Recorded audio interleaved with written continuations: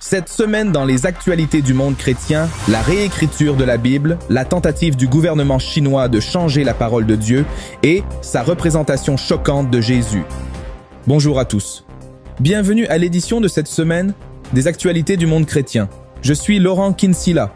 En Chine, écoutez ça. Le Parti communiste est au milieu d'un projet de 10 ans pour réécrire la Bible. Une version qui sera ensuite imposée aux chrétiens chinois. L'un des changements dans cette nouvelle Bible transforme Jésus en meurtrier. Notre envoyé spécial, Jackie Dominique, nous raconte l'histoire. Des chrétiens chinois reçoivent des Bibles pour la première fois. Avec jusqu'à 130 millions de chrétiens chinois déclarés et la croissance explosive continue de l'Église souterraine, il y a maintenant beaucoup plus de chrétiens en Chine que de membres du Parti communiste.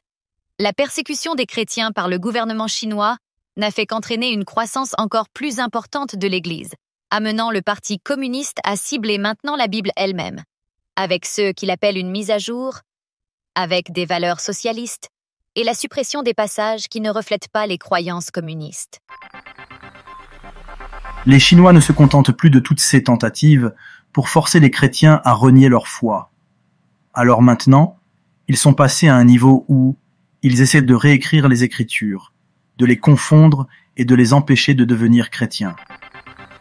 Dans un exemple tiré d'un manuel scolaire de lycée, une révision du Parti communiste du chapitre 8 de Jean sur la femme surprise en adultère dit « Jésus a dit une fois à la foule en colère qui essayait de lapider une femme qui avait péché, que celui d'entre vous qui est sans péché lui jette la première pierre. » Quand ces paroles parvinrent à leurs oreilles, ils arrêtèrent d'avancer. Quand tout le monde fut parti, Jésus lapida lui-même la femme et dit « Je suis aussi un pécheur. » Nous avons vu l'escalade.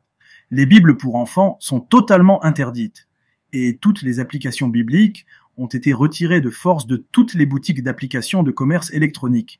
Des millions d'enfants chrétiens chinois ont été forcés de signer un formulaire renonçant publiquement à leur foi. L'enjeu pour le Parti communiste chinois est le contrôle. Il s'agit toujours de contrôle, et il voit l'Évangile, il voit le message chrétien comme quelque chose qui enlèverait le contrôle au Parti communiste. Donc cette nouvelle traduction socialiste de la Bible n'est qu'une étape de plus pour le Parti communiste chinois dans sa tentative de contrôler l'Église et de récupérer réellement le christianisme comme moyen de contrôler le peuple et de l'aider à servir les intérêts du parti.